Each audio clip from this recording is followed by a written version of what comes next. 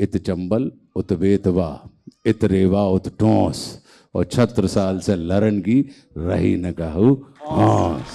हम तो बुंदेलखंड की सीमा उसी को मानते हैं जो महाराज छत्रसाल महाराज ने हम लोगों को, आप लोगों को दी है, और जिसमें अगर हम देखें तो हमारे पास इतना संसाधन है कि हमारे पास 3-3, 4-4 नेशनल पार्क हैं, हमारे पास चंबल है, हमारे पास रेवा है, हमारे पास बेतवा है, हमारे पास टोंस है, हमारे पास इतने ज़्यादा ऐतिहासिक स्थान हैं, हमारे पास देखें तो धार्मिक स्थलियाँ बहुत सारी हैं। अगर देखा जाए तो कमाऊ पूत अगर कोई है तो वो बुंदेलखंड आए। अब कमाऊ पूत की हालत में ऐसी होता ही है भैया कि कमा के बौदे खात दूसरों मोटात है, और पता लगी कि जो कमा रहा हो वो बेचारो ऐसो घूम रहा है। तो बोले क्या भैया क्या होगा? बोले कचू नहीं भैया, मोह सुबह बब्बा के लान कमाना पड़ा, शाम का माता राम के लान है, फिर बाल बच्चे हैं, फिर हमारी धर्म पत्नी है, तो ऐसो तो। लेकिन हमारा ये मानना है कि निश्चित रूप से कहीं ना कहीं बुंदेलखंड जो हमारा है वो बहुत समृद्ध है, और इसको अगर हम महाभारत काल में जाएं तो 10 नदियों के बीच में से निकलने वाला जो मार्ग होता था उसको बुंदेलखंड माना जाता था, जो कि पंचाल राज के पुत्र का समध्याना बुंदेलखंड में माना जाता है।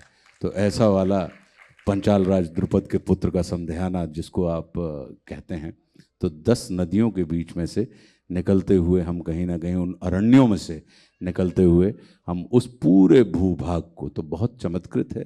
यहाँ पे संतों की भी भूमि रही है। परम पूज्य गुरुदेव दत्ता जी तो वर्तमान में थे ही, लेकिन अगर देखें तो बाबा प्राणनाथ जैसे संत भी हमारे यहाँ हुए हैं। हमारे यहाँ शौर्यवान लोगों की गाथाएँ गाई जाती हैं, जैसे आला ऊदल के बारे में तो हम और आप बच्चा उनकी बात को जानते हैं कि आला ऊदल महुआ वाले और दिल्ली के चौहान धनी, और जियत जिंदगी इन दोइयों में तलवारें हैं ठनी रही।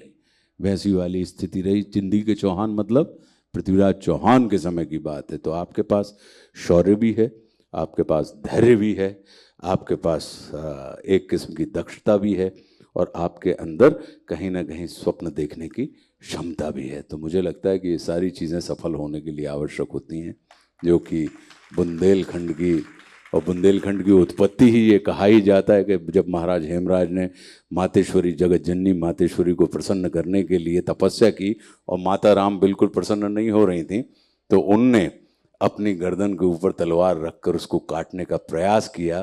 तो जो 5 कटती के उनके खून गिरे हैं, 5 बूंदें गिरी हैं, कितने में माता राम प्रसन्न हो गए कि नहीं तुम्हारी तपस्या से हम प्रसन्न हैं। तो वो जो बूंदें जहाँ गिरी हैं उसके कारण ये बुंदेला, जो बुंदेलखंड की जो बात आती है, तो वो हमारे पास निकल के आता है। तो बहुत धैर्य और तप और तपस्या की भूमि रही है। Eklavya University Damoh will guide you towards a bright future. 28 acres of lush green campus, largest campus of Bundelkhand, experienced and dedicated faculty.